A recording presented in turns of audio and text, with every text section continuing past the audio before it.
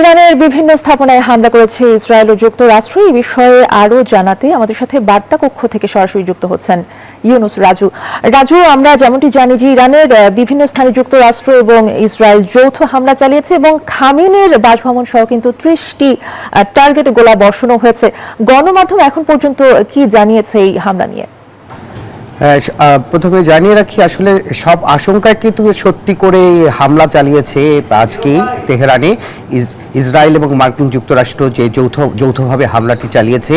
এটি তাদের ইরান সময়ে সকাল 10টা বেজে 10:30টার দিকে বলছে গণমাধ্যম। এবং ওই হামলাটি যে প্রথম যে হামলা থেকে আসলে হামলার বিষয়টি আমরা জানতে পেরেছি সেটি হচ্ছে তেহরানের দুটি বিশ্ববিদ্যালয়ে প্রথমে হচ্ছে একটি হামলা হয়। এটি ক্ষেপণাস্ত্র হামলা বলে ব্রিটিশ গণমাধ্যম বিবিসি বলছে। আর আল জাজিরা জানিয়েছে যে একটি ড্রোন হামলার কথা তারা বলেছে, যে ড্রোন দিয়ে হামলা হয়েছে। তার মানে হামলা নিয়ে আসলে এক ধরনের আছে যে ড্রোন হামলা হয়েছে না ক্ষেপণাস্ত্র হামলা হয়েছে। তবে এখন পর্যন্ত যতটুকু জানতে পেরেছি আমরা, কোনো ক্যাজুয়ালিটি অর্থাৎ হতাহতের কোনো খবর এখন পর্যন্ত নেই। তবে এই হামলাটি যে হতে যাচ্ছে বেশ কিছুদিন ধরেই কিন্তু আলোচনা চলছিল, বিশেষ করে বিশ্ব গণমাধ্যমগুলো CNN, বিবিসি, আল জাজিরার মতো যেসব বিশ্বখ্যাত গণমাধ্যম তারা কিন্তু বারবারই আশঙ্কার কথা বলছিল। কিন্তু সেই আশঙ্কাই কি সত্যি হয়েছে? আরেকটি বিষয় আপনাদের জানিয়ে রাখি যে ইরানের সর্বোচ্চ ধর্মীয় নেতা আয়াতুল্লাহ খামেনি, আমরা জানতে পেরেছি যে আয়াতুল্লাহ খামেনির বাসভবন লক্ষ্যও ছিল, তাদের এই হামলার লক্ষ্য ছিল।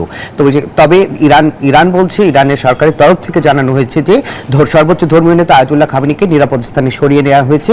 এর বাইরে পুলিশ, গোয়েন্দা সংস্থার বেশ কিছু স্থাপনায় হামলা হয়েছে বলে কয়েকটি গণমাধ্যম বলছে।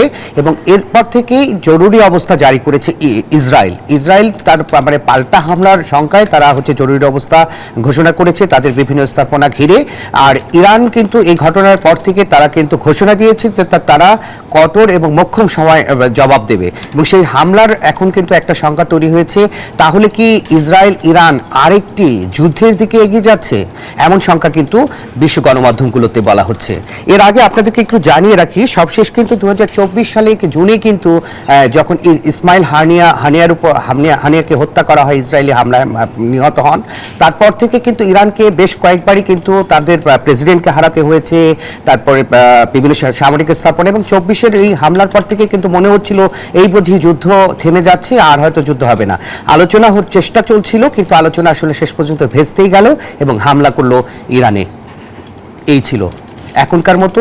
আমরা আশা করছি যে বিশ্ব গণমাধ্যমের সর্বশেষ যুদ্ধ নিয়ে আরো তথ্য আপনাদের সবসময় জানিয়ে রাখবো। জি, অবশ্যই। ধন্যবাদ আপনাকে। ইউনুস রাজু আমাদেরকে জানাচ্ছিলেন বার্তা কক্ষ থেকে।